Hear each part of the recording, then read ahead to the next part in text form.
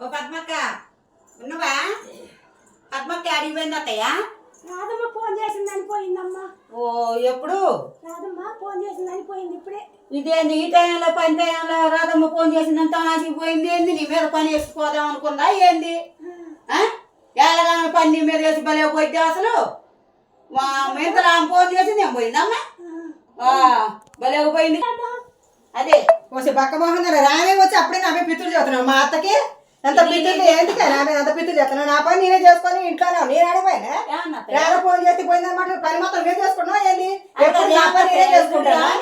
ఈ గుడ్ల మోహన్ ఎప్పుడు వచ్చి మా ఇద్దరు పంచాయతీ పెట్టాలని చూస్తుంటే నువ్వు చెప్తావా?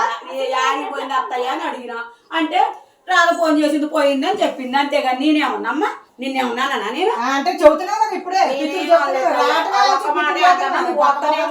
వస్తనే ఉన్నాడు. నీ కడుపు కడుపు బాగదే షాపింగ్ పోదాం కడుపు బాగదు. ఏదో ఒకటి పెట్టాలి. షాపింగ్ పోదాం చెల్లి అన్నావుగా మరి. మరి ఏది టీ అవుతుంది టైం. ఇప్పుడే టీ తాగిన టీ తాగే రోజు ఇప్పుడే అనుకున్నా వచ్చి పొలం ఎట్లా పెడతావా? మా పని నేను చేసుకుని నా పని నేనే చేసుకున్నా. జాతర అయితే జాతర ఎప్పుడు చేస్తున్నావు అంతగానో వాళ్ళ మీద పిచ్చులు చెప్పడానికి ఆ పక్క బొమ్మతో తెలంగా చెబుతావా? అదే అట్ట కాదు నువ్వు అన్నవా లేదా పోదా చెల్లి అన్నావు. నేను వచ్చేదాన్ని వచ్చినట్టు పనిలో పోతావా? అత్త మీద అంతేసి ఎవరు చేసావు? నువ్వు చేసినావా? నువ్వు చేస్తావు. మా ఇంట్లో చేసింది ఆలు పోయి చేశాను నూరుకుడు మీదనే ఉండదు. ఇక ఏడపోయినా అత్తయ్య నీ చేయలేదు పని నువ్వే చేసినావు. అసలు పని చేసినావు అత్తయ్య నువ్వు లేచిన కాడి నుంచి. దీని మాటలుంటే మన ఇద్దరం రోజు కొట్టుకోవడమే. పడతారు మీరే పడతారు. నాకెందుకు లేని పొనుకోవాలా?